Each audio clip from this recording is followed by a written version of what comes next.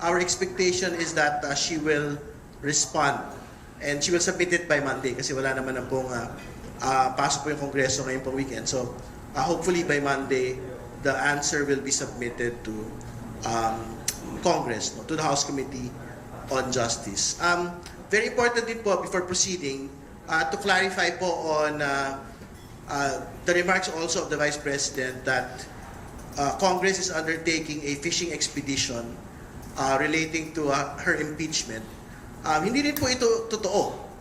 Kasi a fishing expedition presupposes an absolute absence of documentation before proceeding with any impeachment.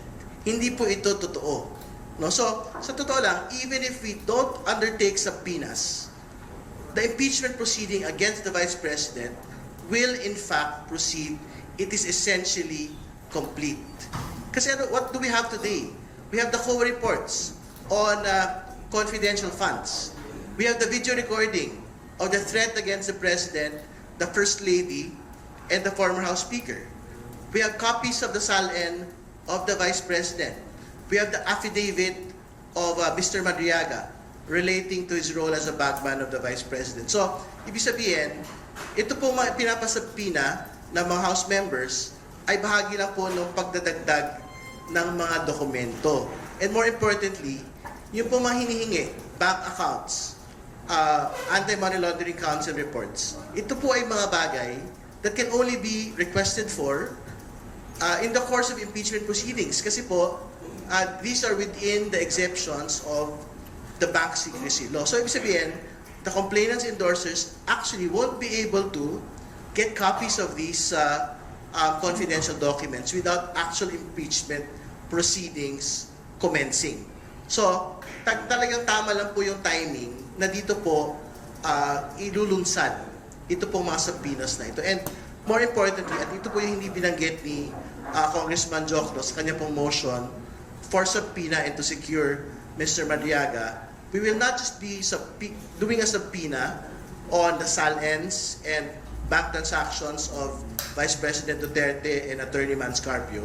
We will also undertake subpoenas on the income tax returns of the couple, income tax returns, VAT returns, and SEC registration documents of all the businesses that had been listed in the SALN of the Vice President for 2023 and 2024. Ano po yung relevancy nito po requesting po of these documents? Again, in the proceedings in the House Justice Committee, nakita ho natin, the Vice President had a SALN of 18 million in 2008, but the 2007 SALN was around 7 million. The 2024 SALN was 88 million net worth. No? The cumulative salary of the Vice President from 2007 to 2024 would amount to around 30 to 40 million in total from 07 to 24. So, what needs to be explained by the Vice President is the gap between 30 to 40 million and the 88 million net worth that has been submitted in 2024. So, saan po yun mapapaliwanag? May papaliwanag po ito doon sa sinasabi po nilang other lawful income, which was taken from what? From law practice and from yung po mga business interests that had been listed in that SALN. So, ibig sabihin, yung 50 million po should be produced by these business interests, by these professional interests. No?